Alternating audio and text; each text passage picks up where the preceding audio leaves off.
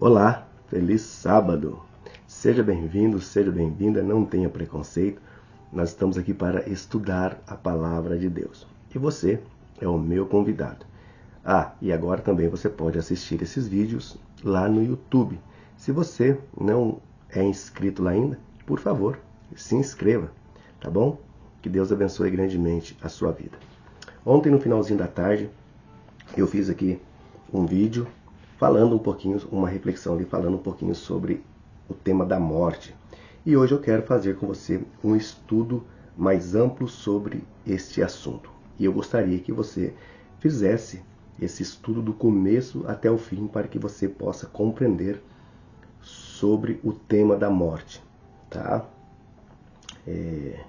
Não deixe de fazer esse estudo, tá bom? Lembrando que nós estamos aqui para aprender junto. Aqui não tem nada, alguém melhor do que ninguém, tá bom?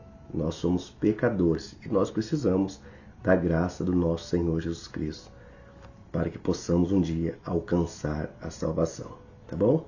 Então, seja bem-vindo e seja bem-vinda também, tá? Não esqueça de se inscrever lá no YouTube.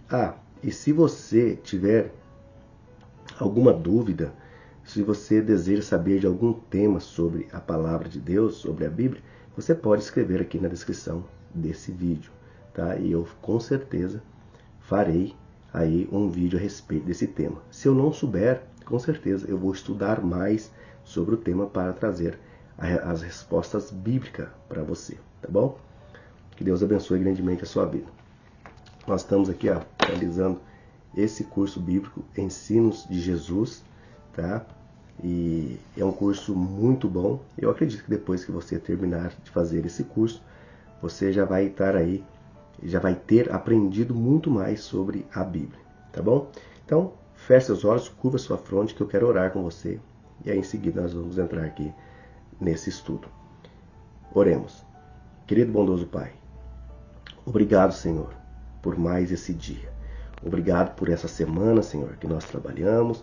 Obrigado por ter cuidado de cada um de nós. Obrigado por ter abençoado a nossa família, a nossa casa, nosso trabalho, Senhor. Obrigado por tudo, Senhor. Que nesse dia o Senhor seja honrado, meu Pai. Que o seu nome seja louvado por toda a terra, meu Pai.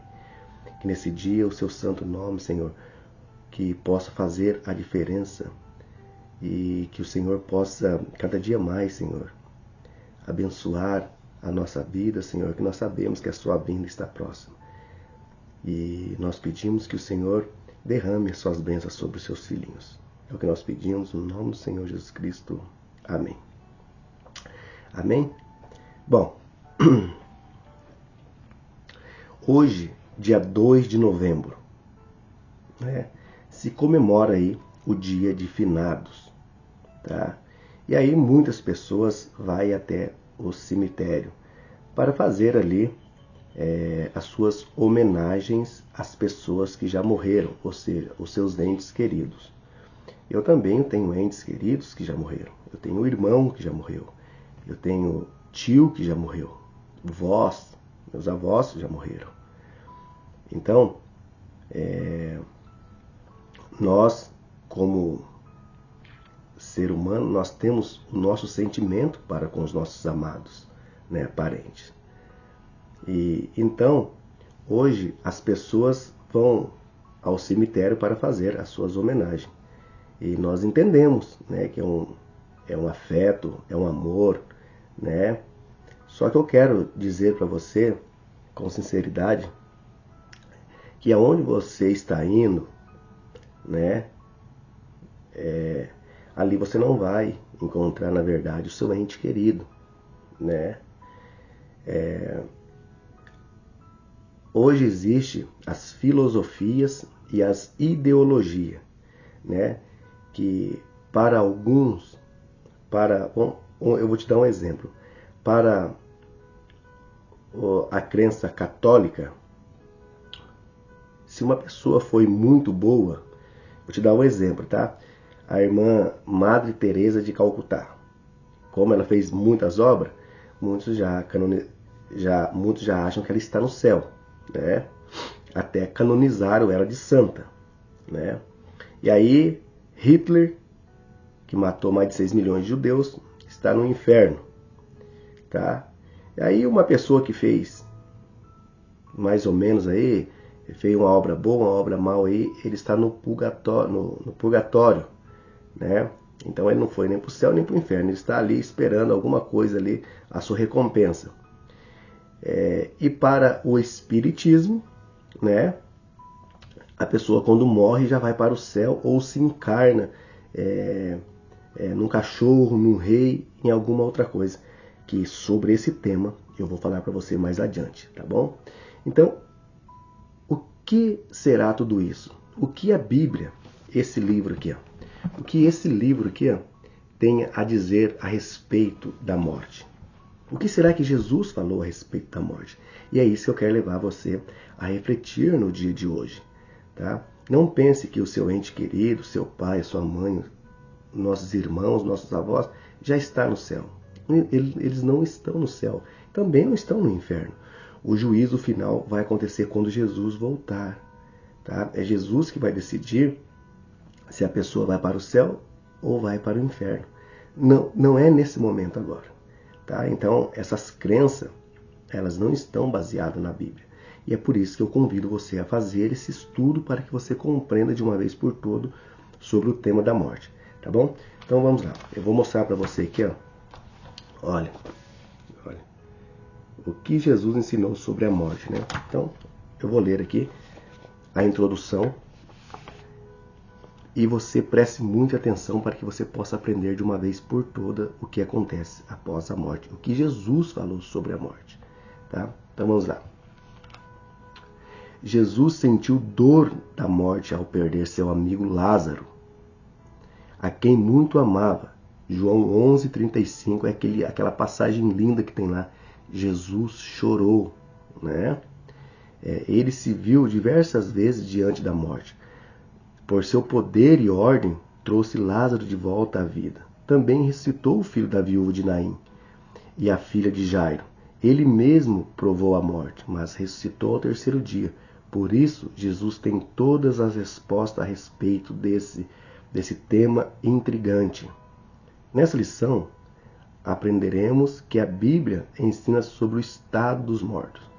Veja, aqui é a Bíblia que vai ensinar-nos o estado da morte. Tá? Então vamos lá. O que Jesus comparou à morte?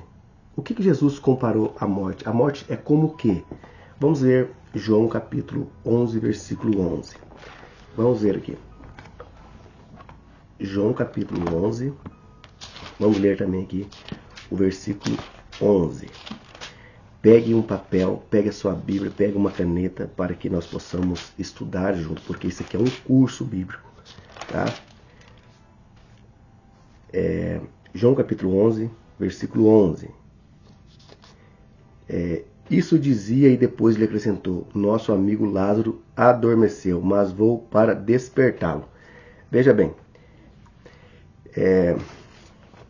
a palavra kekoimentai do grego significa adormeceu e ruptanou ou hiptanou do grego significa o sono, tá?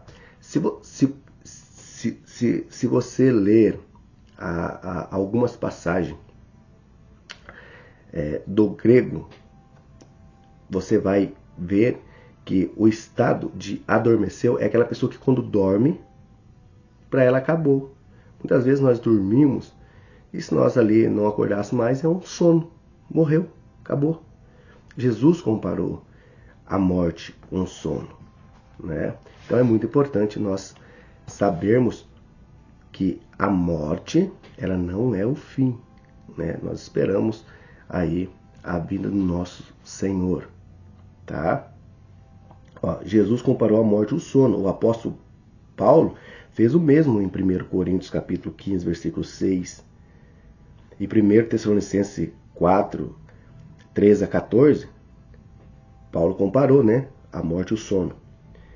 Quando dormimos, talvez 7 ou 8 horas durante a noite, não percebemos a passagem do tempo. Assim acontece com os que dormem, com os que morrem, na verdade, né? fecham seus olhos e abrem na ressurreição, como apenas um instante tivesse se passado. Jesus mesmo declarou: não vos maravilheis disso, porque vem a hora em que todos que se acham no túmulo ouvirão a minha voz e sairão. João capítulo 5, 28 e 29.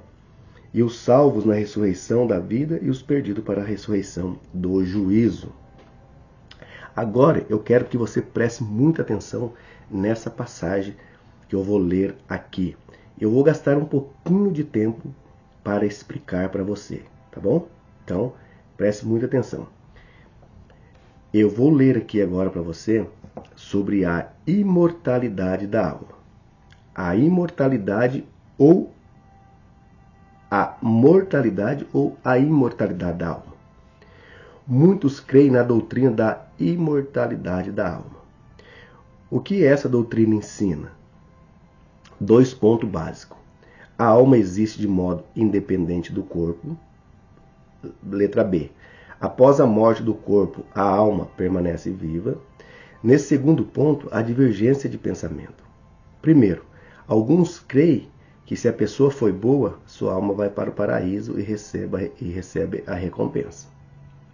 Se não foi tão boa assim, deve ir para o purgatório, para ser purificada e assim ter o direito ao céu. E se foi tremendamente má, vá direto para o inferno, que seria um lugar de atormento eterno.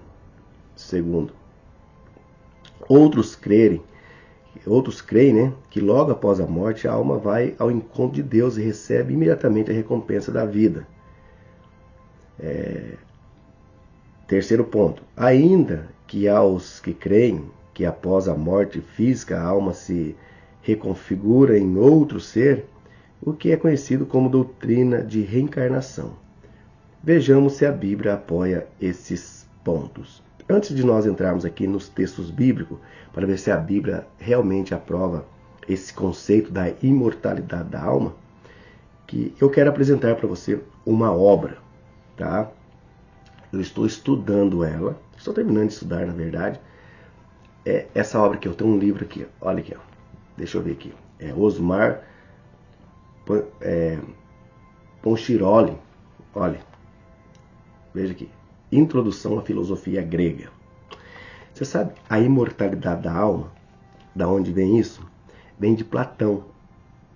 Platão que surgiu com a imortalidade da alma. Platão viveu ali entre 428 e 427 e morreu em 348. Platão viveu esse período aí. E Platão falou muito sobre a imortalidade da alma. Eu vou ler aqui alguns pontinhos só para você, que eu não vou ler tudo, senão eu teria que ler cerca de 15 páginas aqui desse livro. Mas eu só vou dar aqui um spoiler para você saber o que Platão disse. Isso aqui é uma filosofia platônica, o divórcio do corpo e da alma. Platão escreveu um dos maiores absurdos. Eu vou ler alguns deles aqui, para que você veja. Olha aqui, ó. Veja o que Platão escreveu. Eu vou ler aqui a página 88 desse livro. O homem composto de corpo e alma. A alma é uma substância completa que existe antes da sua união com o corpo. Veja. E por causa de algumas culpas, da qual, contudo, nada certo encontramos em Platão, foi encerrada no corpo, onde habita como uma prisão. Platão está dizendo aqui que a alma, ela existe antes mesmo do corpo. E aí depois ele diz aqui, ó, ele acaba dizendo aqui que o corpo é a prisão da alma. Ou seja, nós estamos aqui num corpo ruim e a alma está presa a nós. E ele continua dizendo, a alma mora no corpo, como condutor na carroça e como os marinheiros no navio. E é unicamente a causa que se move o corpo. Então, essa filosofia, Platão, de divórcio entre corpo e alma, é um absurdo, né? E hoje, o espiritismo, ele se baseia, a crença dele, nessa tese de Platão, que é a imortalidade da alma. E Platão continua escrevendo. É preciso insistir sobre a dualidade da sua natureza, pelo corpo e pela influência que existe a exercer sobre a alma. Platão diz assim que aqui em nós temos uma alma, né? Nós temos o corpo ele é perecível, mas a alma ela é imortal. Assim é a filosofia de Platão. E Platão também escreve, ó, a tese favorita de Platão é a imortalidade da alma humana. Os argumentos principais como prova dessa doutrina são o seguinte. Aí ele vai dar os argumentos aqui, ó. É preciso, porque senão a natureza seria coxa, que a morte renasça a vida e que amplia uma sobrevivência da alma depois da morte. Platão está dizendo assim que se isso não acontecesse, essa ideologia seria coxa, né? Então precisa da alma sair fora do corpo para dar vida a outra coisa. Um absurdo, né? E aqui ele fala, parte da natureza da alma, que é simples por natureza e por conseguinte incorruptível e imortal. Veja, quer dizer que a alma é incorruptível e imortal? Não existe. Eu vou ler aqui só mais um trechinho aqui. E tem muitos aqui. Se eu fosse ler aqui, nós ia ficar aqui umas 2 horas fazendo esse vídeo, né? Mas eu quero ler aqui só mais um trechinho desse livro, para que você possa compreender as formas. Olha aqui, ó. Esse é o último que eu vou ler aqui, tá? A fuga do corpo comporta o reencontro do espírito. Para cima, né? Do espírito. Além disso, devemos fazer tudo para fugir, o quanto antes, daqui e imorá-lo para cima. Veja que absurdo. Esse fugir consiste em nossa assemelhança a Deus na medida maior de a pessoa que é nossas possibilidades humanas. Assemelhar-se com Deus e adquirir justiça e santidade e sabedoria. Se você ler essa tese aqui, se você puder adquirir uma obra dessa, você vai ver aqui que essa filosofia é platônica, né, da imortalidade da alma. Eu quero ler mais uma aqui. O grau abaixo da escala do amor é o amor físico, que consiste no desejo de possuir corpo belo, como gerar um belo outro corpo. Esse amor físico já constituiu o desejo de imortalidade e de eternidade, porque a geração realiza na criatura imortal e perenidade e imortalidade. Tem uma passagem aqui que eu talvez eu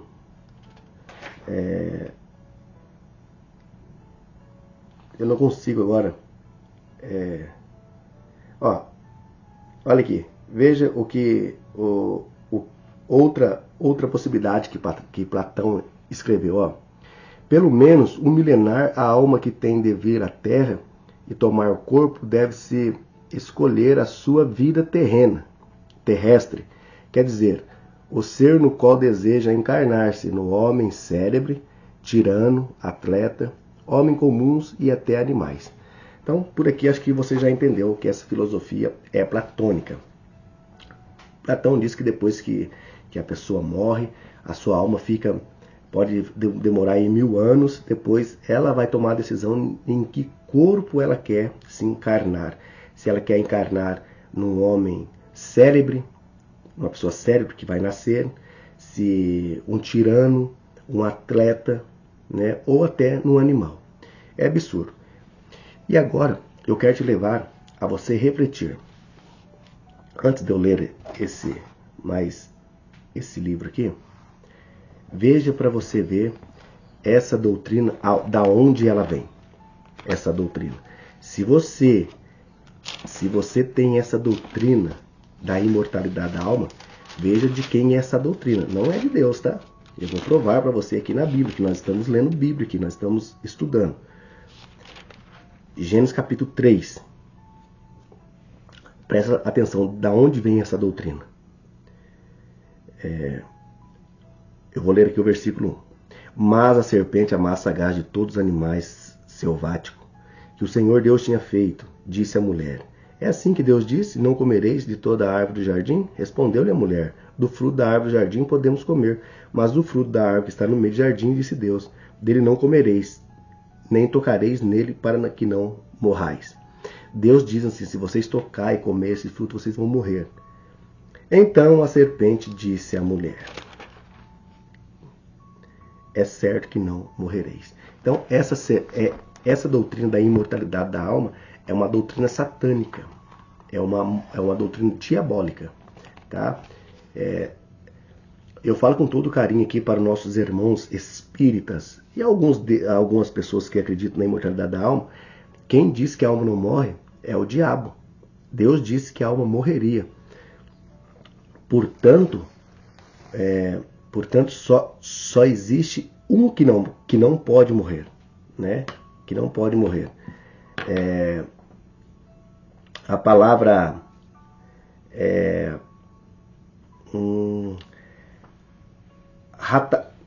ratanásia, do grego, significa aquele que não pode morrer. E isso está em 1 Timóteo capítulo 6, versículo 15. Só Deus tem essa natureza de imortalidade. Nós somos mortais, né? Nós não somos imortais, nós somos mortais. Vamos ver agora aqui o que diz aqui Ezequiel capítulo 18, 4. Ezequiel capítulo 18, versículo 4, e nós vamos ler também o 20. Ezequiel 18, 4. Ezequiel capítulo 18, versículo 4 diz assim: eis que todas as almas são minhas, como a alma do Pai, também a alma do Filho. É minha, a alma que pecar, essa morrerá. Esse conceito vem lá do jardim do Éden, né? Certamente morrereis. E aqui no versículo 20 de Ezequiel diz assim: a alma que pecar, essa morrerá. O filho não levará a iniquidade do pai, nem o pai a iniquidade do filho. A justiça do justo ficará sobre ele, e a perversidade do perverso cairá sobre ele. Então, nós somos mortais, tá? Essa doutrina que a alma não morre, isso não é uma doutrina bíblica. O pensamento que o homem é imortal foi a primeira mentira de Satanás, lá em Gênesis, né, que eu acabei de ler, capítulo 3, versículo 4. Desde o Éden, essa mentira tem sido pregada em nosso planeta. Paulo é claro a afirmar que somente Deus possui a imortalidade. 1 Timóteo capítulo 1, versículo 17 e 1 Timóteo capítulo 6, versículo 16, que eu vou ler com você já esse texto. Porém, a grande esperança é de um dia sermos imortais, conforme Jesus prometeu em João 3,16 e 5,24.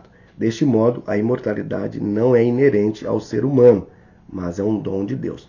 Eu vou ler aqui esse texto de 1 Timóteo, capítulo 6, que eu citei aqui.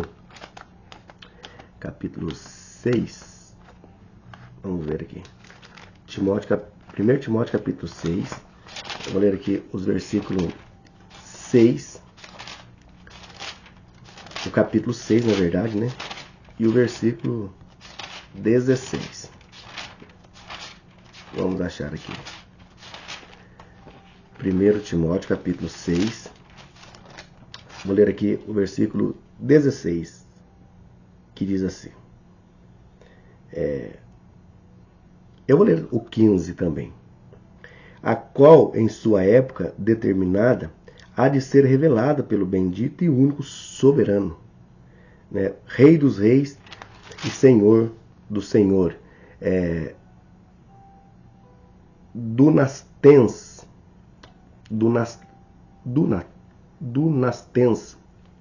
em grego, soberano, aquele que pode tudo, né? Aquele que só ele tem as prerrogativas, né? É o soberano, o Deus, o único que possui a imortalidade e que habita em luz inacessível, a quem homem algum jamais viu, nem é capaz de ver. A ele honra e poder eterno. Amém. Esse é o que possui a imortalidade, tá? Nenhum ser humano possui a imortalidade e nem tampouco nós temos uma alma. A palavra psihe, do grego, né, quer dizer alma, e nefshihá, do hebraico, né, que é o fôlego de vida. Então, esses termos não quer dizer que nós temos uma alma.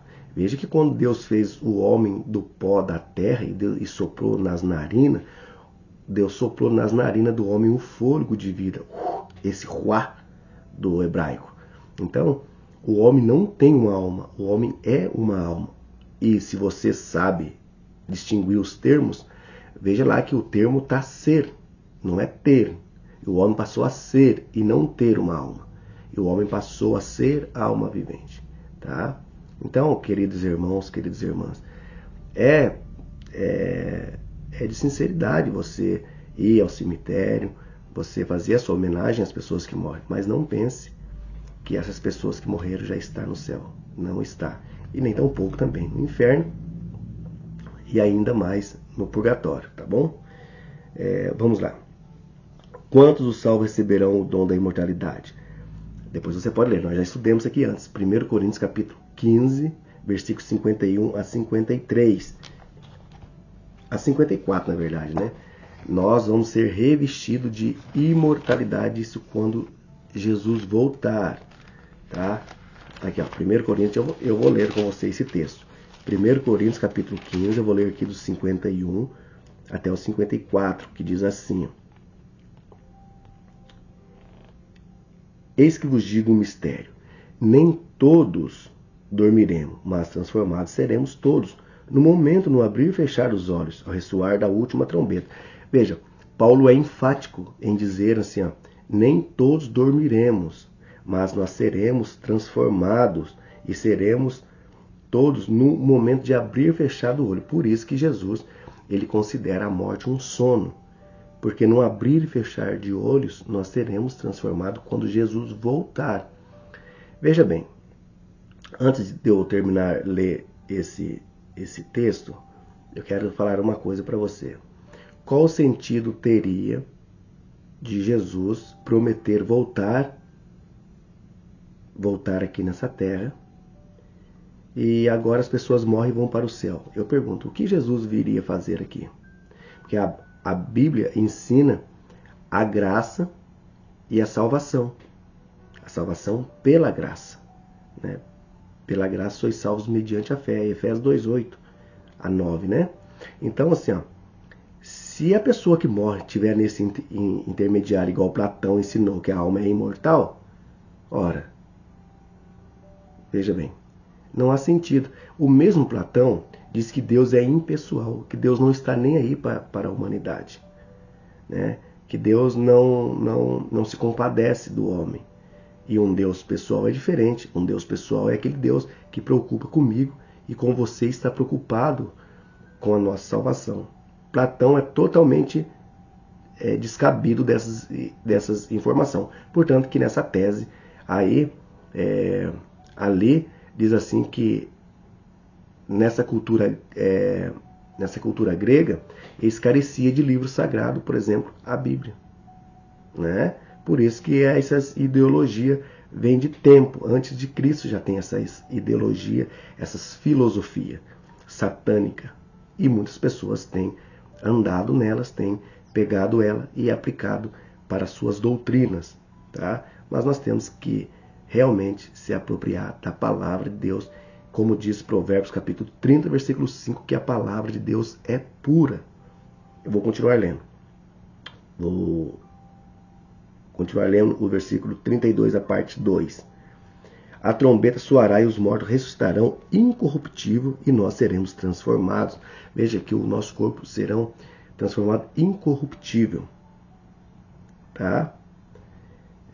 Porque é necessário que esse corpo corruptível seja revisto de incorruptibilidade e que o corpo mortal seja revisto de imortalidade.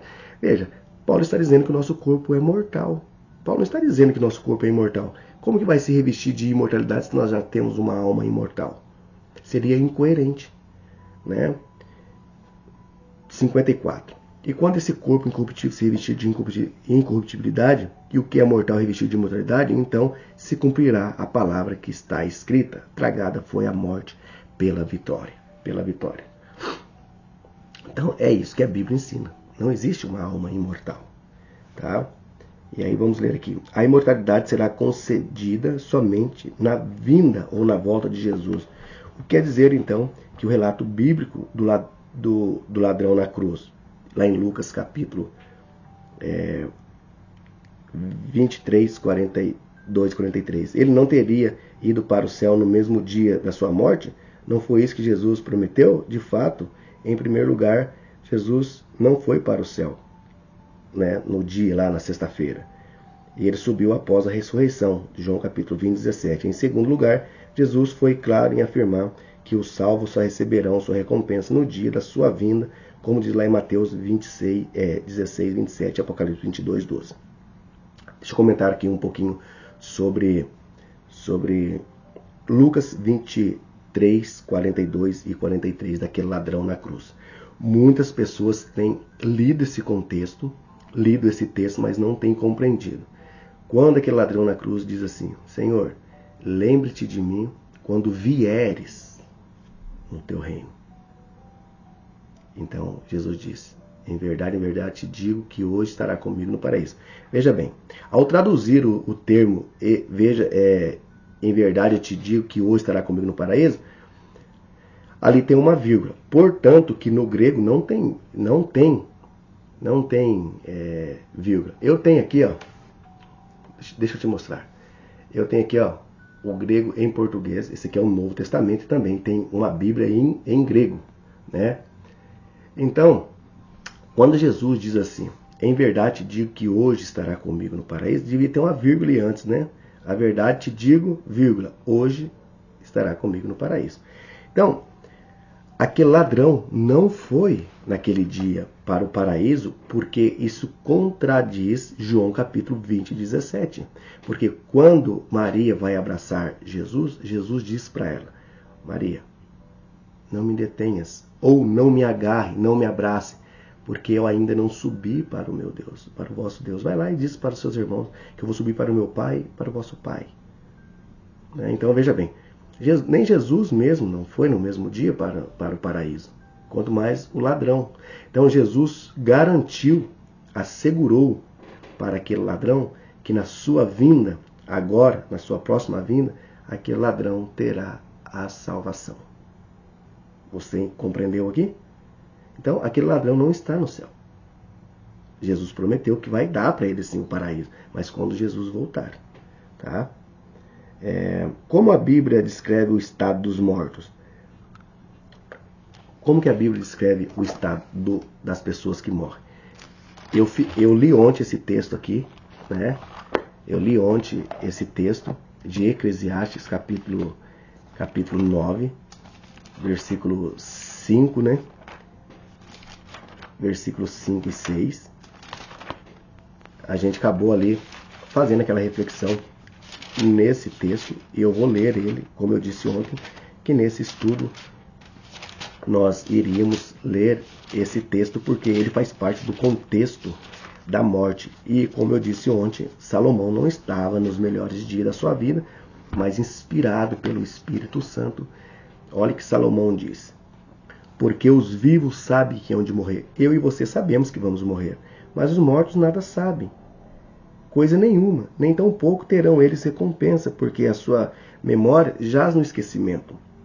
Amor, ódio e inveja para eles já pereceram. Para sempre não tem eles parte alguma do que faz debaixo do sol. E aqui também, em Salmos capítulo 6, Salmos capítulo 6, versículo 5, diz assim, eu vou ler aqui também o 4. Volte-te, Senhor, e livra minha alma, salva-me por tua graça, pois na morte não há recordação de ti. No sepulcro, quem te dará louvor? Veja, o estado de morte. Depois você pode ler Jó capítulo 7, versículo de 9 a 10, Salmos 124, Salmos 104, 29, Salmo 103, 15, 16. O que mais que você pode ler? Você pode ler Salmo 146, 4. Então, veja bem, todo esse contexto fala da morte. Então, na sepultura, ninguém jamais louvará a Deus, né? Então, a pessoa quando morre, ela não sabe mais de nada. De nada. É como eu disse, quando a gente dormimos, às vezes você dorme tão bem assim que você cai na cama. Se você nunca mais acordar, tá tudo bom, tá tudo certo.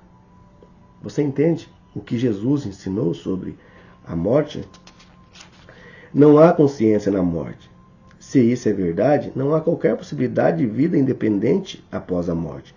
Logo, a teoria que a alma sai do corpo para continuar para a sua existência não tem apoio bíblico, não tem sentido, né? Sendo assim, como podemos entender a parábola do rico e Lázaro, de Lucas 16, 31, que ele ensina que a recompensa vem depois da morte? De fato, na parábola, Cristo mostra que cada pessoa que decide seu destino eterno de vida, isso será concedida nova oportunidade. Essa é uma parábola conhecida dos ouvintes de Cristo. Se ele se aproximou deles em um próprio terreno para ensinar que o pobre que confia em Deus terá sua recompensa, ao passo que o rico que não confia em Deus perderá a sua vida eterna. Deixa eu explicar também um pouquinho aqui sobre Lucas capítulo 16, da parábola do rico e Lázaro. Veja bem. Eu até ouvi um dia um pastor dizendo que a parábola é literal. Se você estudar a parábola e você tirar ali da parábola algumas coisas, você vai ver que é impossível ela ser literal. Por exemplo, ali diz que o rico via Lázaro no céu. Ou seja, que o inferno e o céu são próximos. Eu vou te dar um exemplo aqui, quer ver? Vamos supor que você é mãe. Jesus voltou e levou você para o céu. E aí você tem um filho e ele se perdeu. Ele foi para o inferno. E aí você está no céu e aí vendo seu filho queimar no inferno ali. Isaías capítulo 65, 66, Apocalipse do capítulo 21, diz assim que lá no céu não haverá dor, não haverá lágrima. Aí eu te pergunto, você quer ir para o céu? Se o céu e o inferno é tão pertinho, se você quer ver um ente seu querido que se perdeu, está queimando lá, que alegria que é essa no céu? O que você diz? Então, nós temos que aprender a estudar a Bíblia. Eu já cansei de falar aqui, vou falar de novo. Se vamos estudar a palavra de Deus, se vamos cursar, se vamos fazer algo para Deus, façamos do jeito correto, estudando a Bíblia. Tá? Aprendendo certo. Essa doutrina que a alma não morre, as pessoas querem dar base para aquilo que elas pensam. Eu não estou aqui colocando os meus pensamentos nos textos bíblicos. Tá? Eu estou aqui estudando a palavra de Deus com você, explicando para você o que Jesus ensinou. E você está lendo aí na sua Bíblia. Agora, o homem está pegando as coisas de Deus e colocando a sua ideologia, a sua filosofia na palavra de Deus. Como eu acabei de dizer, Provérbios 30, versículo 5, diz assim que toda a palavra de Deus é pura. Então, não carece de nós colocarmos nosso pensamento aqui na Bíblia. Nós temos que se esvaziar de nós mesmos para estudar os textos bíblicos. Você está compreendendo? Então, a parábola de rico e Lázaro não é literal. Veja bem, Lázaro, por ser um mendigo, ele confiava em Deus. Aquele rico, ele perdeu a salvação porque confiava nas riquezas. Depois você pode ler Mateus capítulo 19. Conta a parábola do rico, que o jovem rico. Depois você pode ler Lucas capítulo 19, que conta sobre Zaqueu, onde Jesus diz assim: hoje a salvação chegou nessa casa. Por quê? Porque Zaqueu, quando defraudou muita gente, ele resolveu dar 4 vezes mais. Quando eles sentiam assim, se eu defraudei alguém, eu dou então 4 vezes mais do que eu tenho para a pessoa. Aí Jesus diz: hoje a salvação chegou nesta casa. Você está entendendo? Então, as pessoas que colocam a sua esperança no dinheiro vai perder a salvação, com certeza. Nossa confiança tem que estar em Deus, tá? E é isso que Jesus ensinou. Como Deus formou o ser humano? Nós já lemos, vou explicar. Gênesis capítulo 2, versículo 7. E Deus soprou nas narinas do homem o fôlego de vida e ele passou a ser alma vivente. Ele não tem uma alma, ele é uma alma. Nós somos uma alma, nós não temos uma alma. Lê lá Gênesis capítulo 2, versículo 7. O que acontece após a morte do ser humano? Gênesis 3,19. Eu vou ler aqui. Gênesis 3,19. Eu poderia citar para você, mas eu vou ler aqui para que você tenha esse contato com a Bíblia, com a palavra de Deus. Que às vezes é bom a gente ler. Às vezes eu cito alguns textos para ganhar tempo, né? Mas é bom que você aprenda a manusear a sua Bíblia, mexer. Olha, você veja aqui, nós estamos lendo a Bíblia. Gênesis capítulo 3, versículo 19 diz assim: no suor do seu rosto comerá o teu pão até que se tornes a terra, porque dela foste formado, porque tu és pó e ao pó tornará. O texto é claro, basta você entender, você saber ler, tá? É que hoje ninguém dá valor mais para o Antigo Testamento. Se você não estudar o Antigo Testamento, não tem como você entender o Novo Testamento, porque tudo que Jesus falou, ou seja, a maioria do que Jesus falou é o Antigo Testamento, tá? E as profecias de Apocalipse, Daniel, ela tem um conjunto com o Antigo Testamento.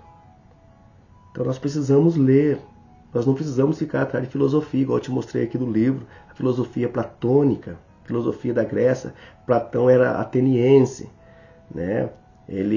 Portanto é que nesse livro tem uma tese de Sócrates, né? Sócrates diz assim que a alma não pode divorciar do corpo. Ele é totalmente contra Platão, né? Então nós não podemos. Eu quero ler mais um texto aqui com você que é. Nós estávamos, né? Ali em Eclesiastes capítulo 12. Agora eu vou ler o versículo 7. Eclesiastes 12, 7. Eclesiastes capítulo 12, versículo 7. Diz assim: e o pó volte à terra como era, e o espírito volta a Deus que o deu. A vaidade, vaidade, diz o pregador, tudo é vaidade. Veja, quando nós morremos, o nosso corpo volta à terra, que é o pó, e o fôlego, esse ruach, né, do hebraico, volta para Deus. Deixa eu te falar uma coisa que eu já falei aqui em outros vídeos, vou te falar. A Bíblia só diz por nome 3 pessoas no céu. 3 pessoas por nome, né? Enoque, Gênesis capítulo 5, 24. Segundo Reis, capítulo 2, versículo 11, diz que Elias foi levado num redemoinho vivo, não passou pela morte, e nem Enoque. E Moisés foi ressuscitado lá em Judas 1, 9. Tá? E depois você pode ler Mateus capítulo 17, versículo 1 e 2, que vai falar ali quando Jesus vai orar, que aparece Moisés e Elias numa nuvem. Tá? Então, ali não aparece um fantasma na nuvem, né? Porque veja bem, como eu disse, se você compreender o texto que diz assim, que Pedro diz assim: Senhor, tu queres que eu faça 3 tendas? Ora, se fosse um corpo desencarnado, uma alma flutuando, que sentido teria de 3 tendas? Qual o sentido? Então nós precisamos entender, né? A doutrina da imortalidade da alma é a doutrina do Satanás. Tá? É que Jesus diz assim, quando você morre, você vai para o céu. Depois você dá uma olhadinha, lê com carinho Hebreus capítulo 11. Diz assim que nem o pai da fé, nem Abraão, nem Moisés, com exceção que eu acabei de falar que foi para o céu, Moisés, Davi, nenhum está no céu. Eles não receberam a recompensa ainda, eles estão aguardando no pó da terra. Eles estão guardando no pó da terra. Veja, O autor da vida, que tem a ressurreição, é Cristo. Cristo pode dar para você, para os mortos, a ressurreição. Ele é o autor da vida, diz Atos capítulo 3, versículo 15. Né? Que ele é o autor da vida, que nele, em Jesus, há vida. Não há vida emprestada, tá? É vida, nele há vida. Ele não tem vida emprestada. Não. Jesus é vida. Né? Ele é o autor da vida, Atos 3,15, ele é o autor da vida. Você está entendendo? Então não tem essa possibilidade da imortalidade da alma, de sair uma alma dentro de você. Não tem essa possibilidade. Tá? Foi o diabo que diz isso aí, e hoje está impermeando nos meios cristãos. Essa doutrina cada vez está sendo mais forte ainda. Principalmente, quero falar com você com todos carinho, agora mesmo, aqui na nossa cidade, em Curitiba, está tendo, né? Vai ter aí uma missa com um padre muito famoso, né? Por questão de ética aqui, eu não vou dizer o nome do padre, mas talvez muita gente já deduz quem é o padre, muito famoso aí nas redes sociais, vai fazer uma missa para os mortos. Veja, como eu disse, é importante você, com seu sentimento, prestar suas homenagens aos mortos. Mas eu quero dizer uma coisa, abre aspas para o que eu vou falar aqui. Muitas pessoas têm deixado de prestar homenagem para as pessoas quando estavam vivas. Negligencia o seu poder de estar com a pessoa, abraçá-la e beijá-la. Aí depois que morre, a pessoa quer prestar sua homenagem com flores, com vídeos, com aquele carro de som, homenagear a pessoa. Deixa eu te falar uma coisa. Se você deseja fazer algo para uma pessoa, faça quando ela está viva, ela está vendo, porque morto não sabe de nada. Eu até acho, de certa forma, uma hipocrisia da pessoa que às vezes durante a sua vida inteira não ganhou um beijo, um abraço, nem uma homenagem dos seus entes queridos, ou dos seus parentes, dos seus amigos. Aí depois que ela morre, as pessoas passam a fazer homenagem. O morto não sabe de nada. Antes aqui, se você tem um pai, uma mãe viva, tem seus parentes vivos e quer prestar homenagem, faça-o agora, faça em vida. Não vai lá depois no velório lá chorar lágrimas de crocodilo, porque você nunca fez nada para o seu pai nem para sua mãe. Você negligencia o mandamento, o 5º mandamento. Você não ajuda seu pai, não ajuda sua mãe. E aí depois, quando morre, vai lá prestar a homenagem e chorar, dizendo: ai meu Deus. Então, não sermos hipócritas. Se tem que fazer algo para uma pessoa, faz agora em vida. Não deixe chegar a dia de finada, a pessoa morrer primeiro, para que você vai lá fazer a sua homenagem, que isso é uma grande hipocrisia. Tá bom? Hipocrisia, tá? Fecha aspas. Então, o morto não pode ver nada, tá? E aqui então, para que nós possamos encerrar esse vídeo, depois também você pode ler lá Salmo 146, versículo 4. Na morte acontece o processo do inverso ao criação. Na formação do homem, Deus uniu o pó da terra, corpo e o fôlego de vida, espírito, consciência e razão. E o homem passou a ser alma vivente. Na morte, esses elementos se separam e nenhum existe por si. Logo, a consciência ou a razão pode estar ativa, nem viva sem o corpo. A razão não pode existir sozinha. Ambos não são independentes. Justamente por isso, Deus é claro e condenar a prática da consulta aos mortos, pois não sabe eles que respondem, mas o espírito de demônios operadores de sinais. Apocalipse capítulo 16, 14, Isaías 8, 20. Tá? Então, a conclusão eu vou ler agora a conclusão desse tema.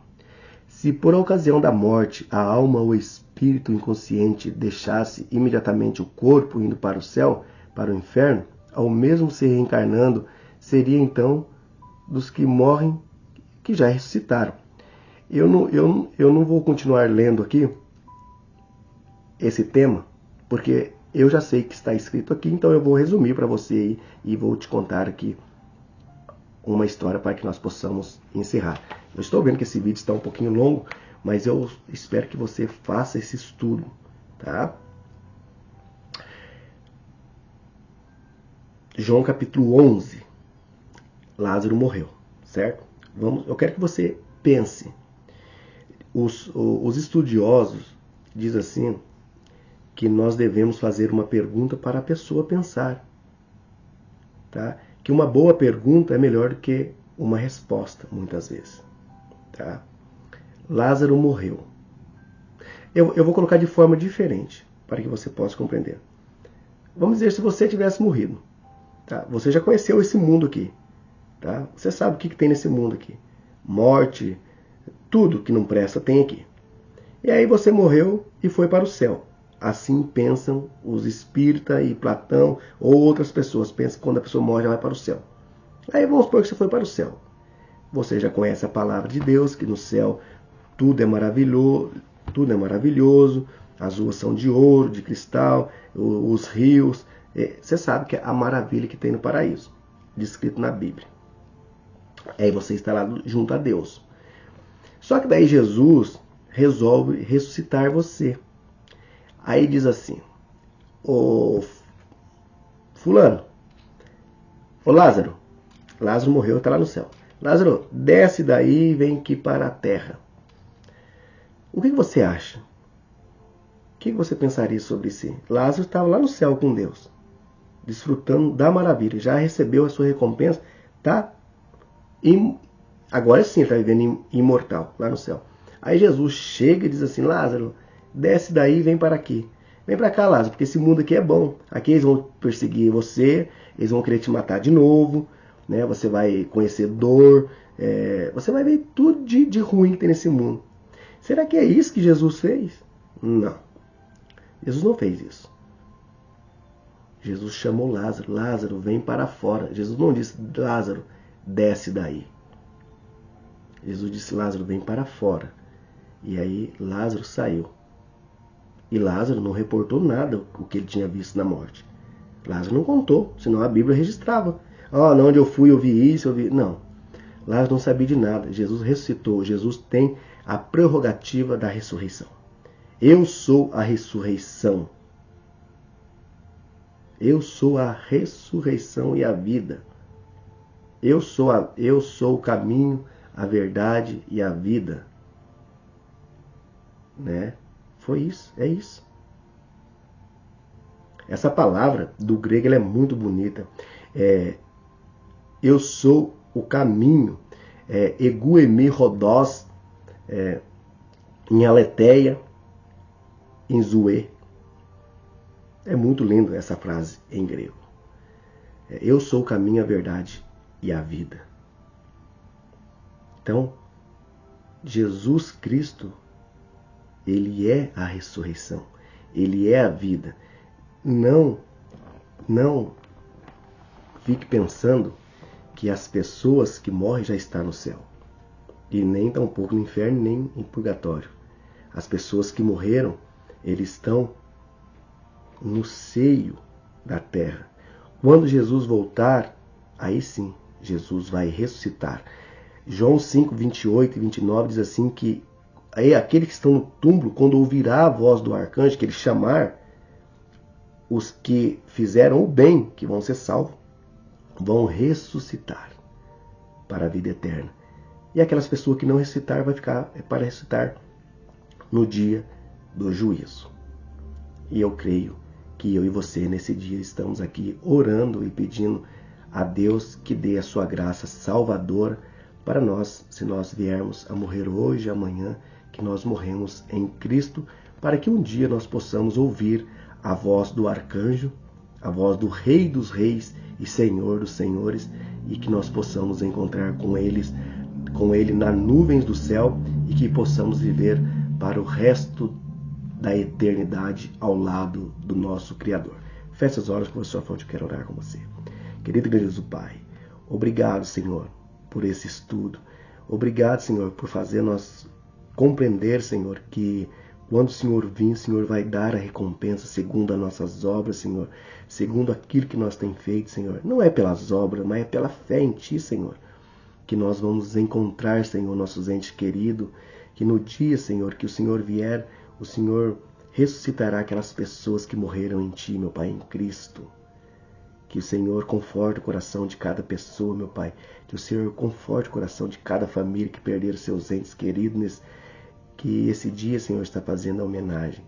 Que o Senhor, talvez pela ignorância de muitos, Senhor, não entenderam o plano da sua salvação e nem o plano da ressurreição. Mas que nesse estudo, Senhor, a pessoa venha compreender como é grande, Senhor, como é lindo estudar a Tua Palavra e saber que o Senhor tem a prerrogativa, Senhor, da ressurreição. E tudo isso nós pedimos em nome do Senhor Jesus Cristo. Amém. Amém? Eu te espero amanhã, então, num próximo estudo. Que Deus abençoe e tenha um feliz sábado.